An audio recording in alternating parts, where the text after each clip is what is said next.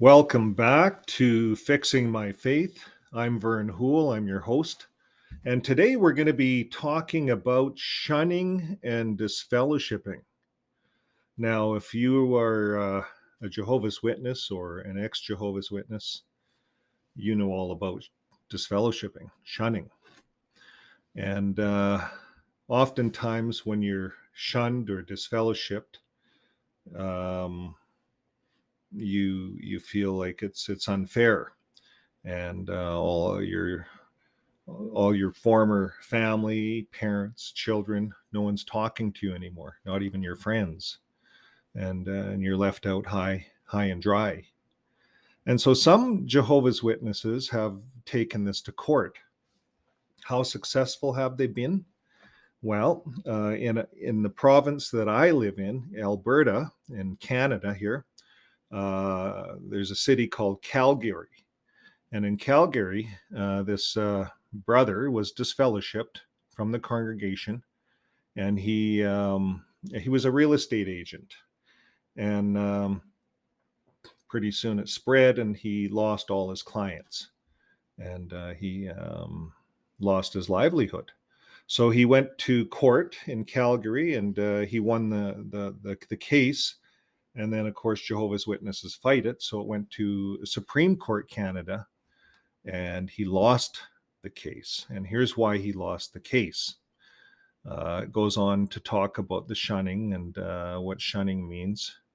Now, the courts said here, Jehovah's Witnesses aren't the only group to use shunning as a form of punishment, adding that it's rarely used. For example, Hutterites have practiced shunning when members leave the colony. So Hutterites, if you're not sure who Hutterites are, if you think of the Amish, they also practice shunning if you don't follow their rules. So they live in a colony and they have rules. So I lived next to a Hutterite colony up here in Canada at one time. And a guy left and he walked out with his shirt on his back and his shoes. That's it. That's all they get. So they do it. And then it goes on to say that some First Nations have used banishment as a form of punishment. And so in Canada, we have a lot of First Nations, tribes, groups. But in the former times, if we go way back in their roots, when they were on the land, they used banishment as a form of punishment. So if you got banished from a tribe, the likelihood of you surviving out in the wilderness all by yourself is slim. So no one wants to get banished from the tribe, and that's what's happening. So disfellowshipping has been going on for forever, according to Canada court ruling. So what does the U.S. say? Well, New York Times, it was brought to court in the U.S., and they said a federal appeals court has upheld that Jehovah's Witnesses practice of shunning former members as an exercise of religious freedom. So they're saying it's just religious freedom. So they have no issues with shunning. So what's happening all over the world? Well, Brussels Time takes it from a different angle. And we'll read this article. I thought it was quite interesting. And talks about shunning. Jehovah's Witnesses were given a $12,000 fine for incitement to hatred against ex-members. That's a 12,000 euro fine. And so this is not going against the religion for shunning or its practices of shunning, but this is the going after the religion because of the hatred towards the person or the discrimination. So let's just read this. The Jehovah's Witnesses in Belgium must pay 12,000 euro for the systematic and disturbing exclusion of ex-members who have left the organization, the Gent Correctional Court ruled on Tuesday. And by the way, folks, this is recent. This is Tuesday, March 16th, 2021. That's when this was. So this isn't that old, a year old. And the court ruled that this nonprofit association behind Jehovah's Witnesses is guilty of inciting discrimination and hatred or violence against former members. And they go on to say Jehovah's Witnesses shunning policy cuts to the very core of relationships, and the victims suffer both physical and psychological consequences. In 2015, an ex-member took the organization to the public prosecutor's office for slander and defamation, insults, and violation of the discrimination law. And he claimed that once the members had left the group, they were disowned and completely isolated socially by order of the organization. So you see, folks, this is where these courts are now looking at the organization as guilty, when really shunning was really set up, and we'll cover that. It was set up just for the local congregation. But so he goes on to talk that the Jehovah's Witnesses were summoned for these 4 charges: incitement to discrimination on the basis of religious belief against a person and against a group, as well as incitement to hatred or violence against a person and against a group.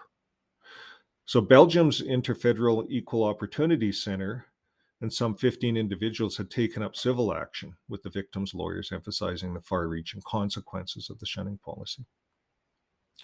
So isn't that something? We see that it's happening. Jehovah's Witnesses are now being taken to task in this country. So my question is, could this be the start of something new? And that's yet to be seen. So, it makes me wonder, where did this all start? Who started shunning in the Jehovah's Witness organization? So my good wife did some research, and she loves doing research. I'm kind of lazy when it comes to research, so I'm glad that you guys send in some stuff. But she did some research, and back when Rutherford was running things, and that's back in 1937. We're going to go way back then. So if you can imagine back in 1937, and this was before the Awake and the Watchtower, they had a magazine called The Consolation. So this is from The Consolation, 1937, November 3rd, page 21. That's my source. And Rutherford, he wrote this because they were going in. They were a small organization, Jehovah's Witnesses, just started, pretty much. They changed their name. And it's interesting, Russell had no issues with disfellowshipping either. But Russell dies, and Rutherford, he comes in and gets rid of all the Russellites and all of Russell's books. And then he takes over and does something different. And then Nord does the same thing. He comes in and brings in disfellowshipping. But here, Rutherford and Russell both did not bring in disfellowshipping. In fact, they were against it. And because they would go into their coal porters would go in and try to convert some fringe Catholics. And the Catholics were complaining about Rutherford. So here's the whole story. I say, here's the rest of the story. So in the Consolation, it was described as mean and cowardly to excommunicate people that may look at other religious opinions. So down in Joa, the papers have carried notices that anyone having various books by Judge Rutherford would be excommunicated. What a bunch of mean and unmanly scallywags. And that's what Rutherford said in this article. So remember the blind man, and he goes on to give this whole illustration. Remember the blind man who healed at the pool of Siloam, that went and told the religious fellers where to get off? They excommunicated him. And his parents before that had feared being put out of the synagogues by the Jew. Isn't that the same cowardly actions of the clergy in these days toward those who deserve to have their eyes open to see? You remember Rutherford used to talk like that? He writes like that. And then he goes on, he says, well, excommunicate you. So he's making fun of the Catholic Church for excommunicating their members just because they'd be carrying Judge Rutherford's books or something. So this is what was going on. And even up until 1947, the Awake of January 8th, page 27, described the practice of excommunication as unscriptural, pagan practice. And it should be left to God to judge individuals. So that's what they're saying. So now we're going to go to January 8th, 1947, from this Awake. If you are one of the 138,000 people in the world that were born and raised as a Protestant, then you are already excommunicated by the Roman Catholic hierarchy. This is what Rutherford said, opening statement. So this means that you are looked upon with the blackest contempt by the Vatican, being cursed and damned with the devil and his angels. And he quotes this from the Catholic Encyclopedia. So that's how he opened up this article. He says, he goes on to say, all who have been baptized are liable to excommunication, even those Protestants who have never belonged to the true church, since by their baptism they are really her subjects, though of course rebellious ones. So probably he's talking about his religion as a true church. So then he goes on to say it a little later on, the authority for excommunication, they claim, is based on the teachings of Christ and the apostles as found. And this is what, so he's showing that the Catholics are claiming to base it on these very same scriptures, 1 Corinthians 5. We're going to look at some of these. The very same scriptures that Jehovah's Witnesses are using today for excommunication, for shunning. He's saying it was a bad thing in this article because the Catholics were using those scriptures. Because we'll look at the scriptures. There's a few. There's not many. So he talks about this, and he says they find no support in these scriptures. In fact, it's altogether foreign to Bible teachings. That's what Ruther said. Disfellowshipping. It's not even there. And I agree with him. I agree. This is an area that I agree with Rutherford on. Now, where then, he says, did this practice originate? So Rutherford even did the research, and he researched and found out that disfellowshipping is pagan, and this is from their magazine, January 8th, 1947, Awake, and page 27. So here's what it says. Where did this practice originate? The Encyclopedia Britannica says that the papal excommunication is not without pagan influence, and its variations cannot be adequately explained unless account be taken of several non-Christian analogues of excommunication. And he goes on to say the superstitious Greeks believed that when an excommunicated person died, the devil entered the body, and therefore, in order to prevent this, the relatives of the deceased cut his body in pieces and boiled them in wine. Wow. And then he goes on to say even the Druids had a method of expelling those who lost faith in their religious superstitions. It was therefore after Catholicism adopted as pagan practices in 325 AD, and I agree with him because that's when they made the Bible, 325 AD. That's about 300 years or so after Christ died, that everything kind of happened, and the Apostle Paul was put in there and all these stories, right? So right there, he says, right at 325, that is this new chapter in religion, excommunication was written. And we're going to look at Paul's writings, and he's right. So he goes on to say, thereafter, as the pretensions of the hierarchy increased, meaning the Catholics, the weapon of excommunication became the instrument by which the clergy attained a combination of ecclesiastical power and secular tyranny that finds no parallel in history. Princes and potentates that opposed the dictates of the Vatican were speedily impaled on the tines of excommunication and hung over persecution fires. So he went right for the throat, Rutherford, and he was right out. So I would take, and that's what we're doing on this show, we're taking Rutherford's article, the Jehovah's Witness founder. Rutherford founded most of the beliefs of Jehovah's Witnesses today. No birthdays, no Christmas, no beards, because remember, Rutherford's clean shaven, and you'll see a picture behind me of Rutherford. And you'll notice before I had pictures of Russell behind me, and he had a big long beard. He believed in beards. He believed in Christmases, birthdays. He had no issues with this. Rutherford comes along got rid of all of Russell's ideas. He called them the Russellites. Third of the religion left, and he started over. This is what he said. He didn't believe in disfellowshipping. Now, there could be a good reason why he didn't believe in disfellowshipping. The more we look into Rutherford, we found that he drove a Cadillac. He'd have a new Cadillac, and he had an alcohol problem. In fact, he was an alcoholic by some of the reports, and they had to drag him off assembly stages drunk. And he'd get up and give these talks, and that's why he was so good at it. He had to have alcohol. He could speak better.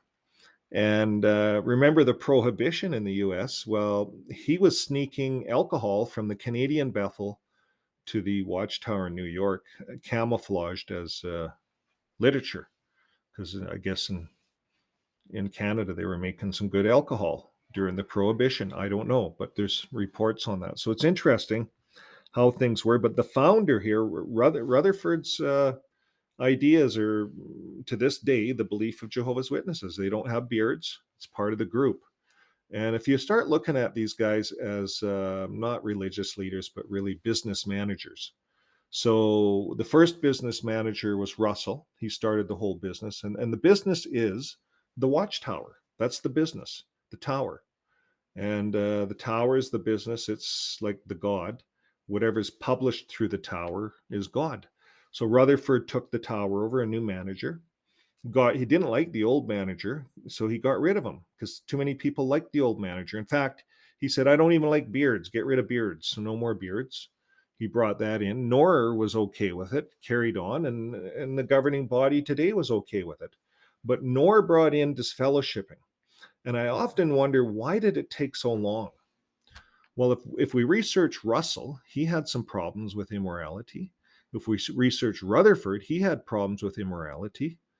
And Knorr must have been clean living. He realized he should bring this in. Or maybe Knorr seen Rutherford doing it, and he was kind of a little ticked. And he thought, I'm going to change that. So once he got into power, he changed that. And he right away changed it. So that's what happened. Knorr started to set up disfellowshipping arrangements, and it's followed to this day. Now, my good wife says to me, well, you got to look at some statistics. We all want to know how many Jehovah's Witnesses are out there that have been disfellowshipped. And I said, where are you going to find statistics like that? And she comes back at me and gives me this piece of paper. And here she gives me a 30-year statistic, pretty good statistic from a very reliable source. If you want to know the source, we'll tell you on the comments. But here it is. Estimated people disfellowship during 30 years from 1991 to 2020. 1.366 million disfellowshipped over that period. About, on average, about 30,000 plus. Now 58,000 is the last number, 59,000 here, 2020. So that's all we have up till is 2020, or got disfellowship that year. So the number is growing, of course, as the organization grows. But the bottom line is, and they even did a death rate, 1.3% death rate, and they've estimated how many returned. There's a return of 33%. So now the net difference alive, disfellowshipped outside of the organization that could be a part of this JW community is over 1 million ex-Jehovah's Witness. And these were dedicated Jehovah's Witnesses that got disfellowshipped or left. Well, it's the same difference in that organization. If you leave, that means you're disfellowshipping yourself. And it's all the same. So over 1 million in this community. So so there's a lot of growth, and it's growing every year. And so thanks to my wife for those good statistics. Okay, so now the big question is, biblically, Bible speaking. Well, we can go to 3 sections. We're going to look at 3 sections of the Bible. There's the Old Testament. We call it the Old Testament. I don't like to use that word because it's a good part of the Bible. Why do we call it old-fashioned? They call it the Torah, some people. I'm going to go to Deuteronomy. It talks about other laws. We're going to look at sex laws in Deuteronomy. And that's what we're going to look at, is some sexual crimes. Most Most disfellowshippings, let's face it, in the Jehovah's Witness organizations are over sexual crimes. And if we look all the way through history, Moses, he even made a crime. He brought water out of the rock, and he took credit once, and he lost the chance of going into the paradise. So all leaders are sinful. They make mistakes. We all make mistakes as people. And this is what we see throughout the Bible. King David, a good king, wrote poetry, did all these things. But what did he do? He looked at the neighbor's wife. He looked at his main guy's wife and wanted her, Bathsheba. And he went to some evil acts of having her husband killed in war after he got her pregnant.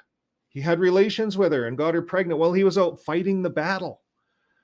And then he stuck him on the first line and had him killed, and then Bathsheba came in, and there was consequences. He lost his firstborn son to Bathsheba, and there was consequences. His life changed after he sinned. And once these guys have all this power and they sin, and it happens within all organizations, it happens within the human spirit. We're all sinners. So here in Deuteronomy, it's sexual sins. And you can read all about the sexual sins in Deuteronomy 22. And they're interesting because it's all about putting you to death. That's how they dealt with things. And the nation of Israel, they became hard-hearted after they got out of Egypt. Mount Sinai, they started worshiping Baal gods as Moses went up the hill and came down to get the 10 commands. Remember that?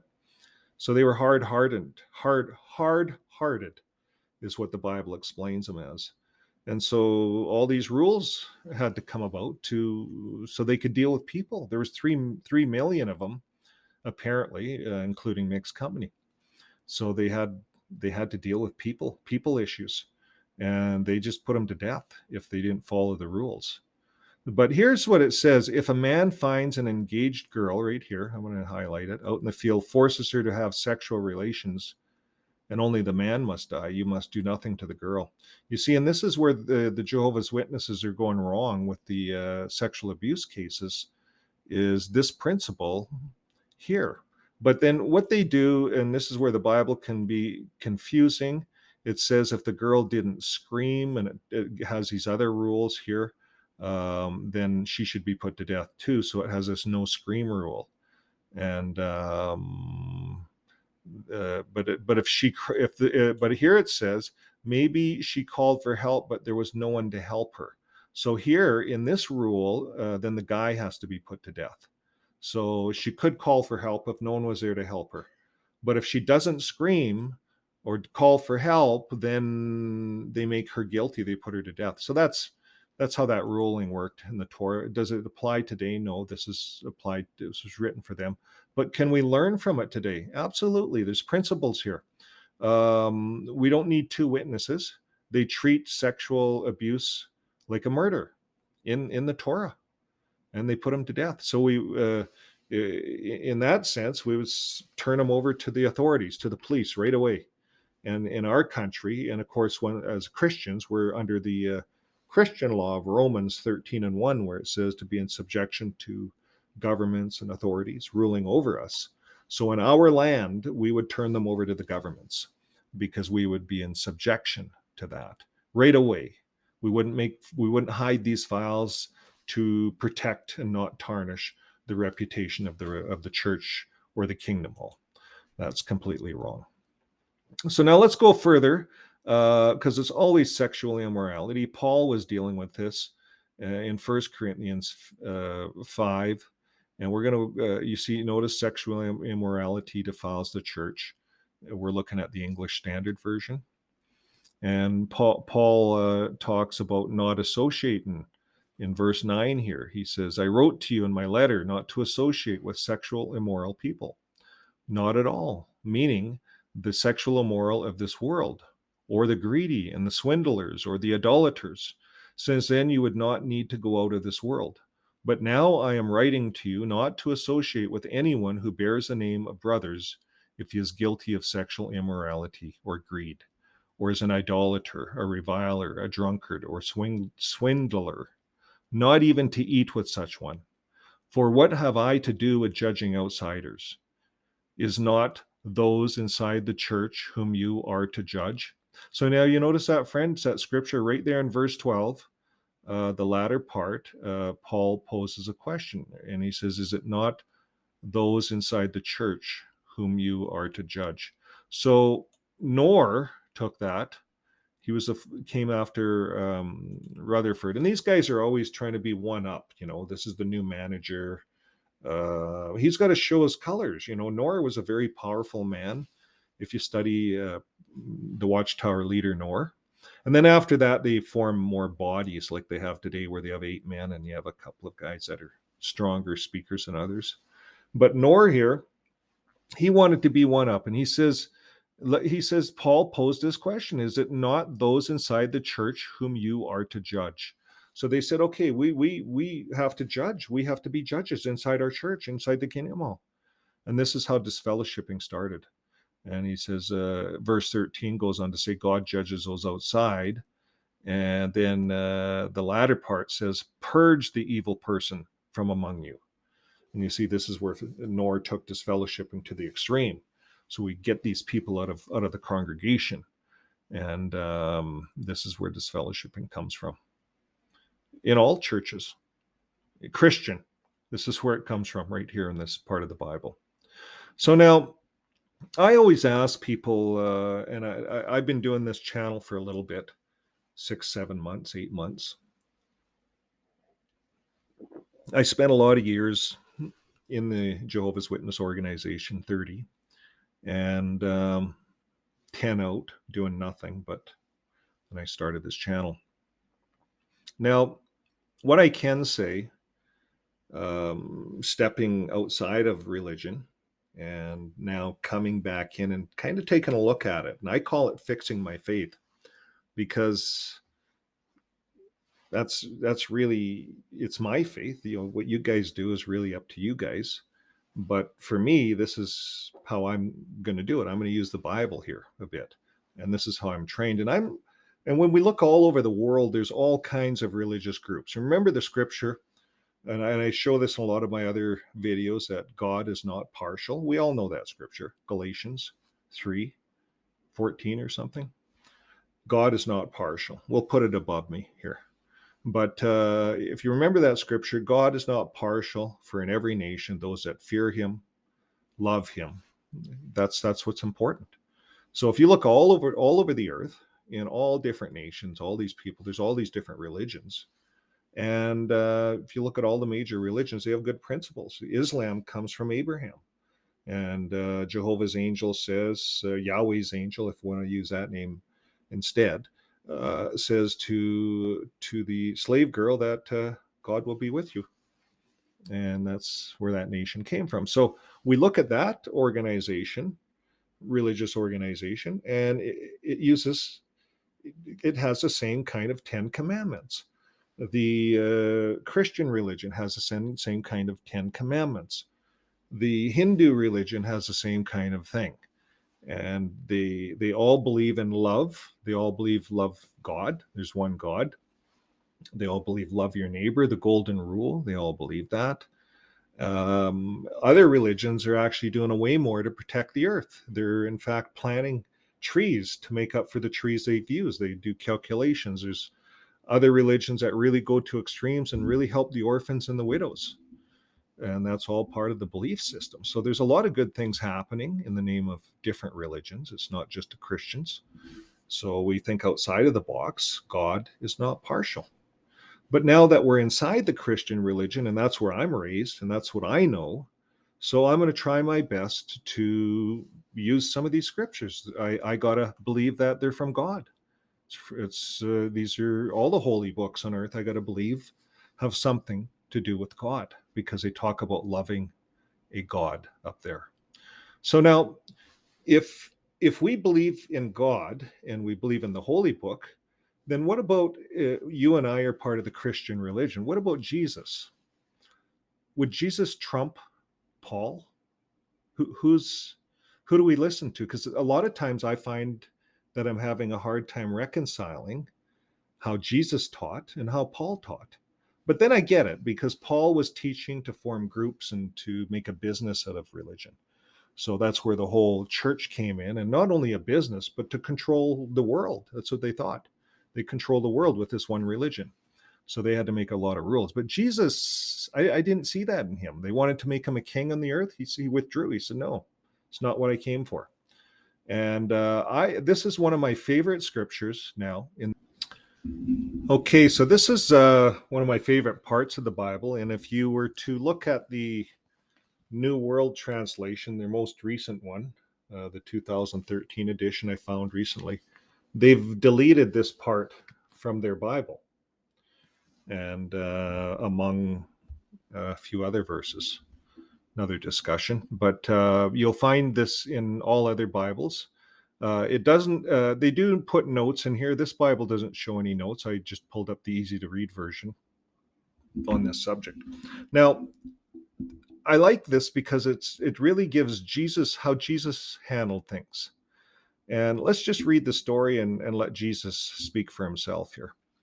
So, verse 8, we'll start right at the beginning. Jesus went to the Mount of Olives. Early in the morning, he went back to the temple area. The people all came to him, and he sat and he taught them. The teachers of the law and the Pharisees brought a woman they had caught in bed with a man who was not her husband. They forced her to stand in front of the people, and they said to Jesus, "Teacher, this woman was caught in the act of adultery. The law of Moses commands us to stone to death any such woman. What do you say we should do?" They were saying this to trick Jesus. They wanted to catch him saying something wrong so they could have a charge against him. But Jesus stooped down and started writing on the ground with his finger. The Jewish leaders continued to ask him their question.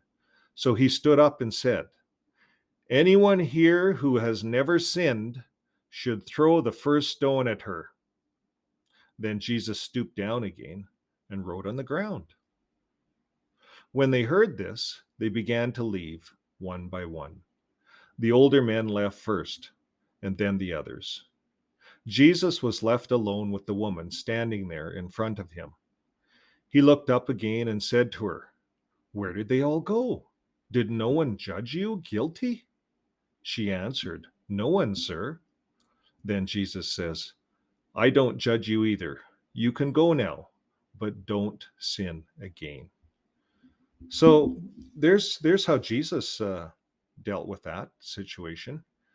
He wasn't going to throw the first stone, and this woman was a prostitute. So, but everyone wanted to stone her, but Jesus wouldn't. I don't know what he was writing on the ground though, but I think it's kind of like one of those tactics. He just they were accusing him and trying to trick him, so he started writing on the ground. It kind of caught their attention to something, and then he gave it to them. Interesting. Well, Jesus, that's not the only instance Jesus had dealings with a prostitute. In Luke chapter 7, verse 36 to 50, we're going to read this all because it's good too. And it really gives us a sense of who Jesus was. It talks about a sinful woman forgiven. One of the Pharisees asked him to eat with him, and he went into the Pharisee's house and reclined at a table. And behold, a woman of the city who was a sinner, when she learned that he was reclining at the table in the Pharisee's house, brought an alabaster flask of ointment. And standing behind him at his feet, weeping, she began to wet his feet, and with her tears, and wiped them with her hair of her head, and kissed his feet, and anointed them with the ointment. Now, when the Pharisees who had invited him saw this, he said to himself, and you see, he said this to himself, "If this man were a prophet, he would have known who and what sort of woman this is who is touching him, for she is a sinner." And Jesus answering said to him, "Simon, I have something to say to you." And Simon, could you imagine him being startled? Because he was just thinking this. And he answers saying, "Say it, teacher." He says, so here Jesus, he gives a parable or an illustration. He says, a certain moneylender had two debtors. One owed 500 denarii and the other 50. When they could not pay, he canceled the debt of both. Now, which of them will love him more? Simon answered, "The one, I suppose, for whom he canceled the large debt. And he said to them, "Who have judged him rightly?" And then turning toward the woman, he said to Simon, "Do you see this woman? I entered your house. You gave me no water for my feet, but she has wet my feet with her tears and wiped them with her hair. You gave me no kiss, but from the time I came in, she has not ceased to kiss my feet. You did not anoint my head with oil, but she has anointed my feet with ointment. Therefore, I tell you, her sins, which are many, are forgiven, for she loved much. But he who has forgiven little loves little." And he said to her, "Your sins are forgiven." And then those who were at the table with him began to say amongst themselves, "Who is this? Who even forgives sins?" And he said to the woman, "Your faith has saved you. Go in peace." So we get a sense of how Jesus was as a person. He didn't judge people, but he looked at people and he could see the goodness in all people. And he knew that we're all sinners. That's why he died for us. And so sometimes we think of prostitutes, or we think of people that have had problems, moral issues. We think the worst of them. Now, I'm going to be the first to admit on this channel, I have talked about Russell's immorality and Rutherford's, and I will continue to do that. They have deceased, they're passed, and that is strictly for the reason of teaching Jehovah's Witnesses that even though the governing body puts these people on high and make them look, they whitewash them, they make them look perfect, like prophets, that they can predict the end times and things like that. And oh yeah, Russell predicted World War I coming in 1914, and that's the heavenly kingdom. You see, the whole Jehovah's Witness faith relies on Russell and and Russell's predictions. So yeah, to this day, so they have to whitewash these guys. But part of my job as an XJW and bringing information forth to you guys as the audience is doing the research and revealing the rest of the story. So until then, we're going to go to a live chat, but I want to talk about one other important item here before I hang up on this video. And that's even our own XJW community. And I'm new to it. And when I got involved as just looking in, and I was actually afraid to look in on this community for a long time. And I expressed that in other videos. But it wasn't until about June or July I started looking. And I started learning. And I started looking at these different thumbnails. And it was just bizarre, all the stuff. There was a lot of information. So I was more attracted to reporter type stuff. I didn't at the time, and I was of course just coming out, just undoing some of this stuff. And for instance, I remember one of the apostates had a video, the 10 things you didn't know about Jehovah's Witnesses, and a couple of them had that. And I went on and watched them, and I thought, wow, these guys are, they really know their stuff. And then I found out later, I started my own channel and I was starting to put out some of my own videos. And I found out that that there was even shunning going on inside the XJW community, and that I had to be careful, who I talked about on this channel. And I thought, wow. And then I was wondering, do I want to be involved in this? This is like going back to the Kingdom Hall, shunning on a channel, like over the whole world. And it kind of caught me off guard, to be honest with you. But I kept doing it for my kids. I wanted to leave a trail for the kids, and then it turned into what we have today. And yeah, sometimes when people make mistakes, they reap what they sow. And this is part of the reaping. But then when it comes to stoning, we go back to the Deuteronomy, and obviously it's about stoning because that's how Deuteronomy spoke, the old law about sexual sins and stoning. And today's modern day stoning is really getting online and throwing stones out at people. That's modern day stoning, and it can destroy people in a second. And so it's a form of disfellowshipping. And what I see going on is still happening. The stones are still being thrown, and I wonder, and it makes me wonder. And then I see, that some of the community is interested in learning more about the Bible and maybe um, doing something spiritually, and I think that's good. And I think if we look at religion and we step outside of religion, we're in what we call a fifth awakening.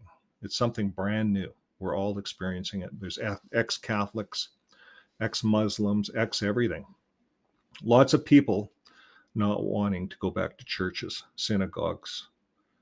Um, they feel it was a trap, and I'm agreeing. But we still want to be spiritual, and now we're online and we're forming small communities. We're not the only small community. There's all kinds of small communities. And in the small communities, do we want to have shunning? And Jesus, I think, said it nicely. I think Jesus really said it nicely here. And that's why I saved this up for the end, folks. It gives us all some food for thought. And I think we have a wonderful channel going. And from what I see, I see a lot of people searching for spirituality. And I understand people that are lost and tired of spirituality. And some people claim to be atheists. But at the end of the day, I think we all have a belief in something. And, you know, ones that believe in science and they're flying to Mars and they're working on space shuttles and things like that, I think it's great.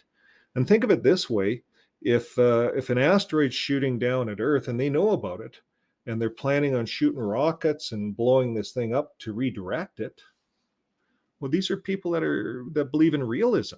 Some of them claim to be atheists. We don't follow the Bible because people perhaps like us follow the Bible and we sit back and God sends there's a flood, right?